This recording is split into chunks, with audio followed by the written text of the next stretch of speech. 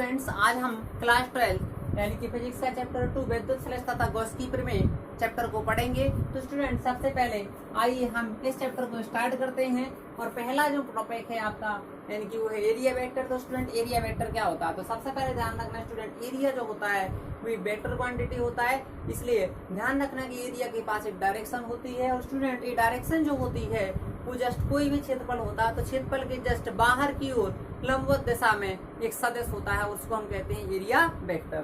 तो स्टूडेंट ध्यान रखना, मान लिया कि हमारे पास कोई एरिया वेक्टर ए है, यानी कि इसका जो क्षेत्रफल है वो मान लिया स्टूडेंट ए है, और इसकी जो दिशा होगी जस्ट बाहर की ओर होगी, और इसका एकांक जो आपका लंबवत एकांक जो सदिश है वो आपका एन कैप होगा। तो एरिया वेक्टर जो बनेगा स्टूडेंट एन कैप इंटू ए, जहां पर ए क्या है, एरिया होगा हमारा, एन कैप क्या होगा, नॉर्मल यूनिट वेक्टर मतलब लंबवत एकांक सदिश होगा, और ए होगा क्षेत्रफल यानी कि एरिया, ए वेक्टर होगा हमारा एरिया वेक्टर। तो स्टूडेंट ध्यान रखना कि एरिया वेक्टर का मतलब होता है कोई हमारे पास क्षेत्रफल है और क्षेत्रफल के पास एक डायरेक्शन होती है, जो डायरेक्शन होती है वो जस्ट क्षेत्रफल के लंबवत यानी बाहर की दिशा में होती है। तो ध्यान रखना student, area vector is equal to N cap into A. तो आइए स्टूडेंट नेक्स्ट टॉपिक देखते हैं, सॉलिड एंगल। तो स्टूडेंट, सॉलिड एंगल से समझने से पहले थोड़ा सा और बातें करते हैं। तो स्टूडेंट, सबसे पहले हम प्लेन एंगल को समझते हैं कि प्लेन एंगल होता क्या। तो स्टूडेंट्स, मैं आपको बता दूं कि जो प्लेन एंगल होता है, जैसे मान लीजिए कोई प्लेन और उस प्लेन में मैंने एक सर्किल को बना रखा।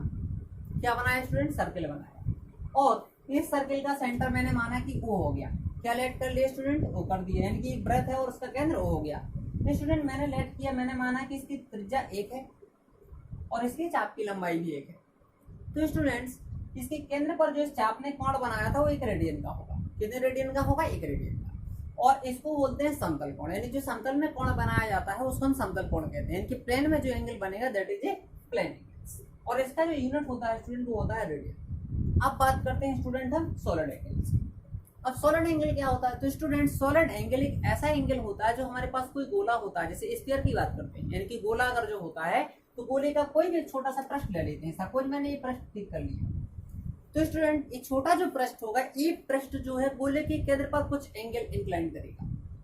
यानी कि स्टूडेंट्स, जो मेरे पास गोला है उस गोले का मैंने एक छोटा सा भाग लिया, और स्टूडेंट इस छोटे से भाग का मैंने यानी क्षेत्रफल रख दिया है डीए। कितना रख दिया स्टूडेंट? डीए रख दिया। और इस छोटे सा पृष्ठ जो है स्टूडेंट, ये छोटा जो पृष्ठ होगा डीए, यानी क्या करेगा, पूरा जो गोले के केंद्र पर जो कोण बनाएगा वो डी ओमेगा होगा। स्टूडेंट कितना होगा? डी।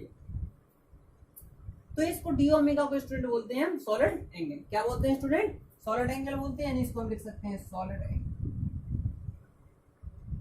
ये आपके पास सॉलिड एंगल हो गया। और ये R is distance from the centre, यानी कि उसके जो गोले का केंद्र होता है उसके केंद्र से आर दूरी पर एक मैंने छोटा पृष्ठ, तो वो आर हो गई दूरी, यानी कि त्रिज्या हो गई आपकी किसके? गोले। तो स्टूडेंट ध्यान रखना है कि जो एरिया होता है यानी कि क्षेत्रफल होता है वो जस्ट उसकी त्रिज्या के वर्ग के अनुपाती होता है, यानी कि D is directly proportional to R square. तो डी इज इक्वल टू, इसको हटाएंगे तो क्या आएगा, D omega into R square. तो D omega is equal to D upon R square. Here D omega is a solid angle. तो student ध्यान रखना है कि D omega is equal to होता है डी अपॉन आर स्क्वायर, और साथ में डी क्या, एक एरिया है। एरिया किसका होगा स्टूडेंट? स्फीयर का। तो स्फीयर का एरिया आप जानते हैं कि 4 पाई आर स्क्वायर होता है, और यहाँ पर आर स्क्वायर डिवाइड में है तो आर स्क्वायर से आर स्क्वायर कैंसिल होगा, then D omega is equal to क्या मिलेगा स्टूडेंट? 4 पाई। हाँ, तो आई स्टूडेंट, नेक्स्ट टॉपिक हमारा इलेक्ट्रिक फ्लक्स। अब इलेक्ट्रिक फ्लक्स क्या होता है? तो स्टूडेंट मैं आपको बता दूं, electric flux is a scalar quantity, यानी जो आपका विद्युत फ्लक्स होता है वो एक अदिश राशि है। तो स्टूडेंट मैं आपको बता दूं फ्लक्स होता क्या है। सपोज किया स्टूडेंट, मेरे पास एक रूम है और मैं उस रूम में बैठा हूं, मैंने खिड़की खोली, तो स्टूडेंट्स उस खिड़की से क्या होती है, एयर अगर बाहर चलती होगी तो एयर उसमें से आना शुरू हो जाएगी। और स्टूडेंट जैसे ही वो एयर आकर के, जैसे बाहर से एयर आती है तो उसके पास एक डायरेक्शन, और स्टूडेंट जैसे ही वो एयर आकर के एक रूम में यानी कि उस खिड़की से होकर के उस रूम में क्या हो जाती है, भरने लगती है, तो भरने के बाद उसके पास कोई डायरेक्शन। तो स्टूडेंट जस्ट यही आपका इसी तरीके से अगर हम बात करते हैं कि जिस तरीके से हवा रूम में एंटर करती है, उसी तरीके से स्टूडेंट बात करते हैं कि कोई इलेक्ट्रिक फील्ड चलता है, और अगर उस इलेक्ट्रिक फील्ड को हम किसी चीज में इकट्ठा करने की कोशिश करें तो वो एक साथ जो स्टोर किया जाता है वो स्टोर करना ही हमारा इलेक्ट्रिक फ्लक्स होता है। तो इसी टाइप से स्टूडेंट बात करते हैं कि यहाँ पर सपोज किया बहुत सारी इलेक्ट्रिक फील्ड लाइन्स, यानी कि बहुत सारी आपकी विद्युत बल रेखाएं हैं। और स्टूडेंट इस विद्युत बल रेखाओं के बीच में हमने एक छोटा सा सरफेस मान लिया कि छोटा सा जो क्षेत्रफल है तो छोटा सा क्षेत्रफल डी है। और स्टूडेंट्स जो भी आपके पास क्षेत्रफल होता है तो उसके क्षेत्रफल के पास एक दिशा होती है, यानी कि क्षेत्रफल सदिश होता है, तो उसको हम एरिया वेक्टर यानी कि बाहर की ओर होगा तो डी ए वेक्टर होगा। और साथ में स्टूडेंट ये आपका विद्युत बल रेखा है तो ई वेक्टर होगा। तो स्टूडेंट ध्यान रखना है कि यहाँ पर अगर हम बात करते हैं तो इस क्षेत्रफल से कितनी कम से कम बल रेखा गुजर रही है। तो यहाँ पर स्टूडेंट हम बात करते हैं कि यहाँ पर जो आपके पास विद्युत बल रेखाएं हैं वो इतने क्षेत्रफल से कुल 2 रेखाएं गुजर रही हैं, इसलिए यहाँ पर फ्लेक्स आपका हो सकता है इस क्षेत्रफल से ज्यादा गुजरे। तो स्टूडेंट जितने क्षेत्रफल में से ज्यादा विद्युत बल रेखाएं गुजरेंगी उसका फ्लेक्स उतना ही ज्यादा होगा। तो अब ध्यान देते हैं स्टूडेंट, फ्लेक्स क्या होता है, फ्लेक्स एक अदिश राशि है, इसलिए हम इसको स्केलर क्वांटिटी कह सकते हैं और ये डॉट प्रोडक्ट होगा तो D phi equal to E dot D. Flux को हम ऑलरेडी स्टूडेंट फाई से रिप्रेजेंट, तो D phi equal to E dot D. अब यहाँ पर डी को हटाएंगे तो इंटीग्रेशन आ जाएगा, यानी कि डी को हटाएंगे तो समाकलन हो जाएगा ई डॉट डी।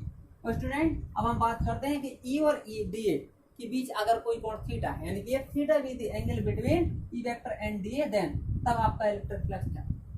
तो स्टूडेंट ध्यान देते हैं कि अगर मेरे पास डी ए और ई के बिटवीन अगर कोई एंगल बाय द पे अगर थीटा है तो उस केस में हम लिखते हैं A D cos theta by the definition of scalar product, यानी इसको लिख सकते हैं phi is equal to integration E D A cos theta, यानी कि इसकी वैल्यू ये हो जाएगी। Next student E cos theta को बाहर करेंगे, यहाँ पर E cos theta then integration A D. अब स्टूडेंट बात करते हैं ई cos थीटा आपका जे है और डी ए मतलब होल क्षेत्र, यानी कि उसने जहां से वो इलेक्ट्रिक फील्ड लाइन गुजर रही थी तो यानी कि उसका होल एरिया जो होगा वो ये होगा। तो student phi is equal to E cos theta that is required flux, यानी कि हमारा क्या हो गया इलेक्ट्रिक